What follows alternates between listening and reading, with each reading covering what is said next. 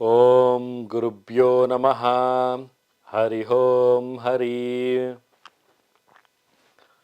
ನಮಸ್ತೆ ನನ್ನ ಪ್ರೀತಿಯ ವೀಕ್ಷಕರೇ, ನಾನು ನಿಮ್ಮ ಡಾಕ್ಟರ್ ಪಂಡಿತ್ ಶ್ರೀ ಸಿದ್ಧಾಂತ ಅರುಣ್ ಶರ್ಮ ಗುರುಜಿ. ವಿಶೇಷವಾಗಿ ಇವತ್ತಿನ ಒಂದು ಸಂಚಿಕೆಯಲ್ಲಿ ನಾವು ಜುಲೈ ತಿಂಗಳ ಮಾಸಿಕ ಭವಿಷ್ಯವನ್ನು ನೋಡೋಣ. ಪ್ರಥಮವಾಗಿ ಮೇಷರಾಶಿ. ಮೇಷರಾಶಿಯವರಿಗೆ ಈ ಒಂದು ತಿಂಗಳಲ್ಲಿ ಅನುಕೂಲಗಳ ಒಂದು ಫಲಿತಾಂಶಗಳು ಅತಿ ಹೆಚ್ಚಾಗಿರುತ್ತೆ.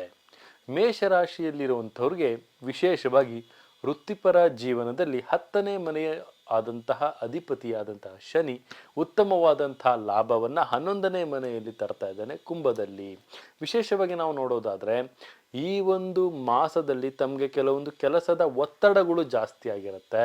ಮತ್ತು ಶನಿ 2ನೇ ಮನೆಯಲ್ಲಿ, ಗುರು ಮತ್ತು 3ನೇ ಮನೆಯಲ್ಲಿ ಮತ್ತು 7ನೇ ಮನೆಯಲ್ಲಿ ಇರುವಂಥ ಅಧಿಪತಿಯಾದಂಥ ಶುಕ್ರನ ಒಂದು ಉಪಸ್ಥಿತಿ ಇರೋದ್ರಿಂದ ತಮಗೆ ವ್ಯವಹಾರದಲ್ಲಿ ಪ್ರಾಬಲ್ಯತೆಗಳಾಗುವಂಥದ್ದು, ಬೆಳವಣಿಗೆಗಳಾಗುವಂಥದ್ದು ಮತ್ತು ಕೆಲವೊಂದು ವಿಶೇಷವಾದಂತಹ ಒಂದು ಯೋಜನೆಗಳನ್ನು ತಮ್ಮ ಒಂದು ವ್ಯವಹಾರದಲ್ಲಿ ಮಾಡ್ತಾ ಇರ್ತೀರಿ ನನ್ನ ಪ್ರೀತಿಯ ವೀಕ್ಷಕರೇ.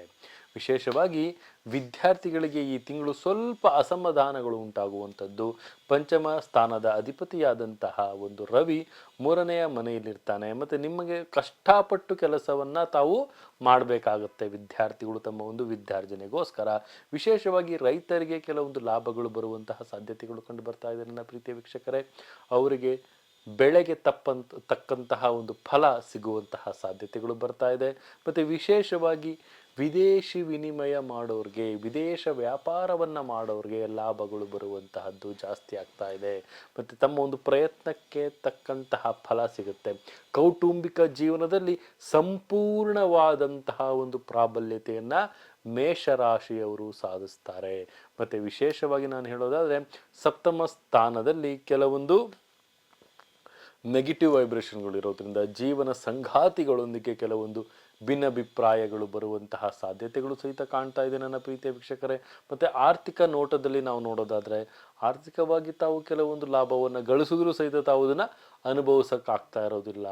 ಮತ್ತು ವಿಶೇಷವಾಗಿ ಈ ಒಂದು ಮಾಸದಲ್ಲಿ ತಮಗೆ ಏರಿಳಿತಗಳು ಜಾಸ್ತಿ ಆಗಿರುತ್ತೆ. ಮತ್ತು ವಿಶೇಷವಾಗಿ ಆರೋಗ್ಯದ ದೃಷ್ಟಿಕೋನದಲ್ಲಿ ಉತ್ತಮವಾದಂಥ ಸ್ಥಾನವನ್ನು ತಾವಿಲ್ಲಿ ಪಡಿತೀರಿ. ರೈತರಿಗೆ ಲಾಭವನ್ನು ಪಡಿತೀರಿ. ವಿದ್ಯಾರ್ಥಿಗಳಿಗೆ ಸ್ವಲ್ಪ ತಮಗೆ ಸಮಸ್ಯೆಗಳು ಬರುವಂತಹ ಸಾಧ್ಯತೆಗಳು ಕಂಡು ಬರ್ತಾ ಇದೆ. ವಿಶೇಷವಾಗಿ ವ್ಯವಹಾರಸ್ಥರಿಗೆ ಪಾರ್ಟ್ನರ್ಶಿಪ್ ಬಿಸ್ನೆಸ್ಸನ್ನು ಈ ಒಂದು ಮಾಸ ಯಾವುದೇ ಕಾರಣಕ್ಕೂ ಮಾಡಲಿಕ್ಕೆ ಹೋಗಬೇಡಿ ಅಂತ ನಾನು ಹೇಳ್ತೀನಿ. ಮತ್ತು ಈ ಒಂದು ವಿಶೇಷವಾದಂತಹ ಒಂದು ಮಾಸದಲ್ಲಿ ತಾವು ಆದಷ್ಟು ಸಹಿತ ತಮ್ಮ ವಾಹನದಲ್ಲಿ ತುಂಬಾ ಜಾಗೃತಿಯಾಗಿರಬೇಕಾಗುತ್ತೆ. ವಾಹನದಲ್ಲಿ ಸ್ವಲ್ಪ ತಮಗೆ ಏರುಪೇರುಗಳಾಗುವಂತಹ ಸಾಧ್ಯತೆಗಳು ಕಂಡು ಬರ್ತಾ ಇದ್ದಾವೆ ನನ್ನ ಪ್ರೀತಿಯ ವೀಕ್ಷಕರೇ. ಯಾಕೆಂದರೆ ಸ್ವಲ್ಪ ರಾಹುವಿನ ವಕ್ರದೃಷ್ಟಿ ಇರೋದರಿಂದ, ಮಂಗಳನು ಸ್ವಲ್ಪ ದುರ್ಬಲನಾಗಿರೋದ್ರಿಂದ ವಾಹನದಲ್ಲಿ ಕೆಲವೊಂದು ಅಡೆತಡೆಗಳು ಬರುವಂತಹ ಸಾಧ್ಯತೆಗಳು ಅತಿ ಹೆಚ್ಚಾಗಿರುತ್ತೆ. ಮೇಷರಾಶಿಯವರು ಆದಷ್ಟು ಸಹಿತ ವಾಹನದಲ್ಲಿ ತುಂಬಾ ಜಾಗೃತಿಯಾಗಿರಬೇಕು. ಮತ್ತು ಶಸ್ತ್ರಚಿಕಿತ್ಸೆಗೆ ತಾವು ಹೋಗುವಂತಹ ಸಾಧ್ಯತೆಗಳು ಸಹಿತ ಕಂಡು ಬರ್ತಾ ಇದೆ. ತುಂಬಾ ಜಾಗೃತಿಯಾಗಿ ಇರಬೇಕಾಗತ್ತೆ. ಮತ್ತು ವಿಶೇಷವಾಗಿ ಈ ಒಂದು ಶನಿವಾರದೊಂದು ತಾವೇನಪ್ಪ ಮಾಡಬೇಕು ಅಂದರೆ ಸಾಸಿವೆ ಎಣ್ಣೆಯನ್ನು ತುಂಬಿದಂತಹ ಮಣ್ಣಿನ ದ್ವೀಪವನ್ನು ತಾವು ಅರಳಿ ಮರದ ಕೆಳಭಾಗದಲ್ಲಿ ತಾವು ಬೆಳಗೋದ್ರಿಂದ ಅತಿ ಉತ್ತಮವಾಗಿರುತ್ತೆ. ಯಾಕೆಂದರೆ ತಮಗೆ ಕೆಲವೊಂದು ಆಘಾತಗಳು, ಕೆಲವೊಂದು ಅಪಸ್ವರಗಳು ತಮ್ಮ ಜೀವನದಲ್ಲಿ ತಮ್ಮ ಸಂಗಾತಿಗಳ ಜೊತೆಗೂ ಸಹಿತ ಕಾಡುವಂಥ ಸಾಧ್ಯತೆಗಳಿದೆ ಮತ್ತು ತಮ್ಮ ಒಂದು ಬೆಳವಣಿಗೆಯಲ್ಲೂ ಬರುವಂಥ ಸಾಧ್ಯತೆಗಳಿದೆ. ಅಂತಹ ಸಂದರ್ಭದಲ್ಲಿ ತಾವೇನಪ್ಪ ಮಾಡ್ಬೋದು ಅಂದರೆ ಅರಳಿ ಮರಕ್ಕೆ ಮಣ್ಣಿನ ದೀಪದಿಂದ ಸಾಸಿವೆ ಎಣ್ಣೆಯ ದೀಪವನ್ನು ಹಚ್ಚೋದು ಅತಿ ಉತ್ತಮ.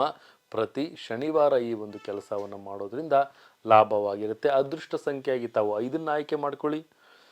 ಅದೃಷ್ಟ ದಿನವಾಗಿ ತಾವು ಗುರುವಾರವನ್ನು ಆಯ್ಕೆ ಮಾಡ್ಕೊಳ್ಳಿ ಅಂತ ನಾನು ಹೇಳ್ಬೋದು.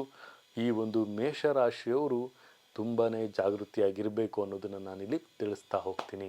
ಇದಾಗಿತ್ತು ಈ ಒಂದು ಮೇಷರಾಶಿಯ ಜುಲೈ ತಿಂಗಳ ಮಾಸ ಭವಿಷ್ಯ. ನನ್ನ ತಾಯಿ ಜಗನ್ಮಾತೆ ಶ್ರೀ ಕೊಲ್ಲೂರು ಮೂಕಾಂಬಿಕಾ ದೇವಿ ಪ್ರತಿಯೊಬ್ಬರಿಗೂ ಸಹಿತ ಆಯಸ್ಸು, ಆರೋಗ್ಯ, ಸಂಪತ್ತು ಕೊಟ್ಟು ಕಾಪಾಡಲಿ ಅಂತ ಹೇಳ್ತಾ ಸರ್ವೇ ಜನ ಸುಖಿನೋ ಭವಂತು, ಸರ್ವ ಮಂಗಳಾನಿ ಭವಂತು.